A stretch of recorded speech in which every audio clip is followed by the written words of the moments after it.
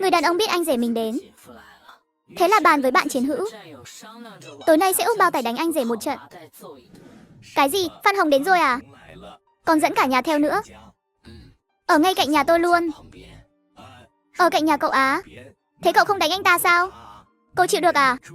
Giờ chưa đánh được. Sao vậy? Chị tôi bị đau bụng hơn 8 tháng rồi. Sắp sinh rồi, 7 sống 8 chẳng sống. Cậu chưa nghe à? Nếu chị ấy biết, tức quá mà xảy ra chuyện thì ai chịu trách nhiệm? Lần này cậu còn phải chịu đựng cả nhà họ hơn 1 tháng nữa. Ừ, chúng ta không thể công khai đánh họ một trận.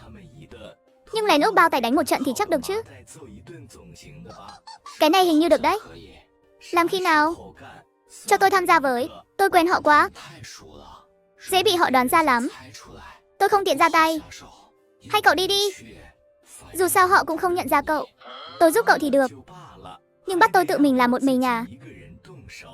Đi thì đi, nhưng cậu phải hỗ trợ tôi. Tôi không quen họ. Đừng để đánh nhầm người trước nhé. Làm khi nào?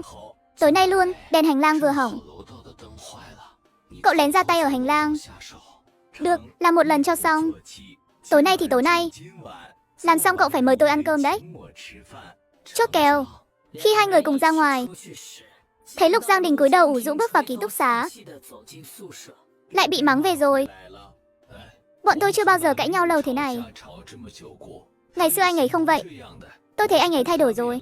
Phó Hoài Nghĩa dừng bước, ra hiệu cho Dịch Vân Thạc Kiều được thăng chức, rồi nhẹ nhàng bước đi về lại ký túc xá của họ.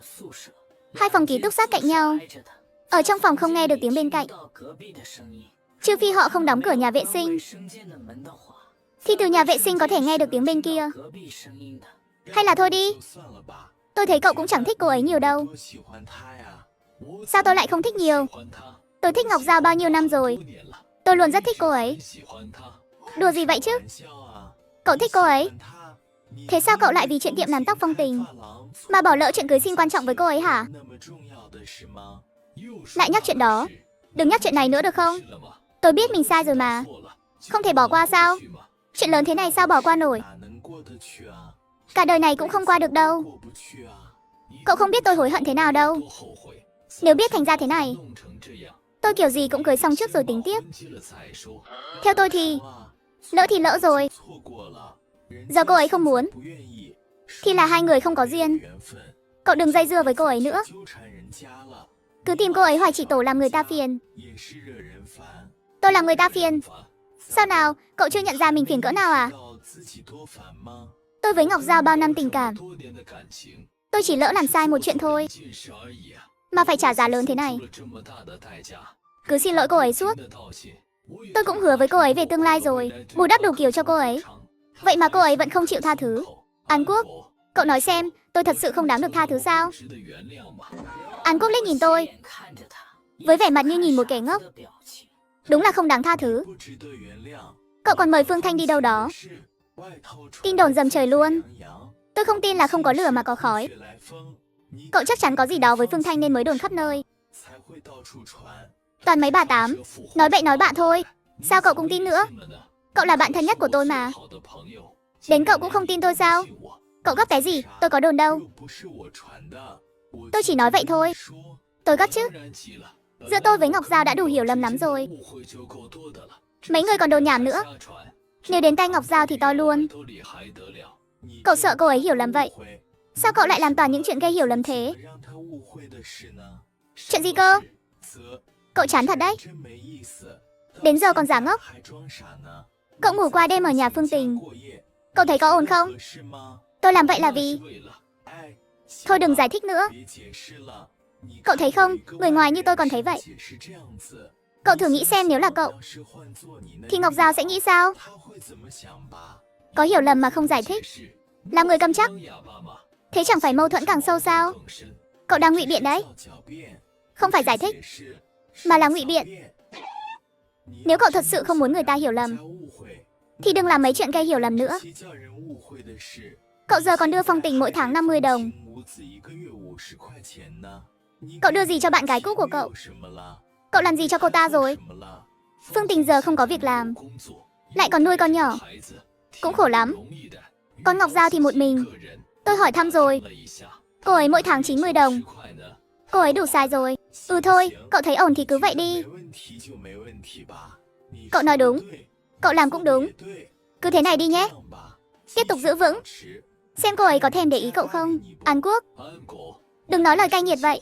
Tôi kể cậu nghe mấy chuyện này là muốn cậu giúp tôi nghĩ cách. Lần này Ngọc Giao giận thật rồi. Mấy tháng nay tôi vẫn chưa dỗ được. Chắc kiếp trước tôi gây nghiệp gì lớn lắm mới phải ở chung phòng với một người ngốc như cậu. Cậu bảo tôi giúp nghĩ cách. Tôi chẳng phải đã góp ý rồi sao? Vấn đề là cậu có chịu nghe đâu. Tôi chỉ thấy vài ý của cậu không hay lắm. Thế cậu còn hỏi tôi làm gì? Cứ làm theo cách cậu thấy hay đi. Nói xong, Lưu An Quốc không muốn đôi con nữa. Mở cửa bước thẳng ra ngoài. Lục Giang Đình ngồi đó, ấm ức một mình. Tôi cảm thấy thật cô đơn. Chẳng ai hiểu được nỗi cô đơn của tôi. Thiên tài đều cô đơn cả. Quả nhiên là vậy.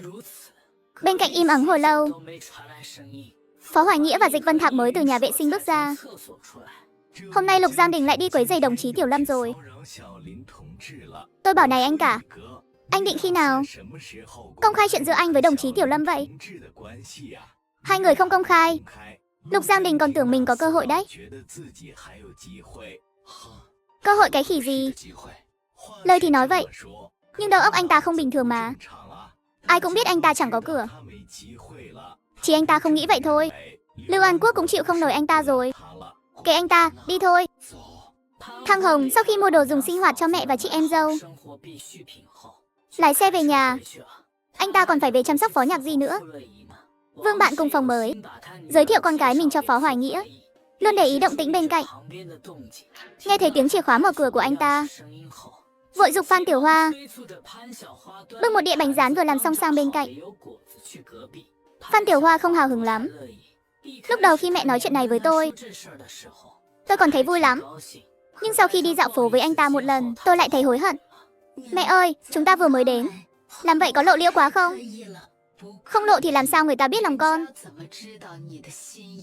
Nhưng anh ta chẳng thèm để ý con. Lần trước con đã kể mẹ nghe rồi mà. Đi chơi một chuyến, anh ta chỉ nói với con có vài câu thôi. Đó là tại con ngốc. Con gái theo đuổi con trai chỉ cách một lớp thôi. Con cứ mạnh dạn lên, đâm thủng lớp này, thì con sẽ được làm phu nhân quan lớn đấy. Giờ là thời đại nào rồi? Phu nhân quan lớn đâu ra mà có phu nhân? Thế Trương Phương Phương kia chẳng phải sao? Con nhìn người ta xem, đeo vàng đeo bạc đầy người, ra ngoài có tài xế đưa đón, ở nhà có người giúp việc chăm sóc. Bàn tay cô ta còn mềm hơn cả tay con, một cô gái ngoài 20. Nếu con thành công, sau này con sẽ sống được như cô ta. Con có muốn kiểu tình yêu trong mộng của anh ấy không? Miệng đàn ông ngọt một chút là làm cô ấy vui, chứ không như Phó Hoài Nghĩa, lạnh lùng, ba gậy đánh không ra một câu. Loại người này, anh ta làm sao hiểu nổi tình yêu là gì? Con không có phúc đó đâu. Con không đi, mẹ dám ép à? Giờ đi ngay. Nếu không đừng trách mẹ mắng con.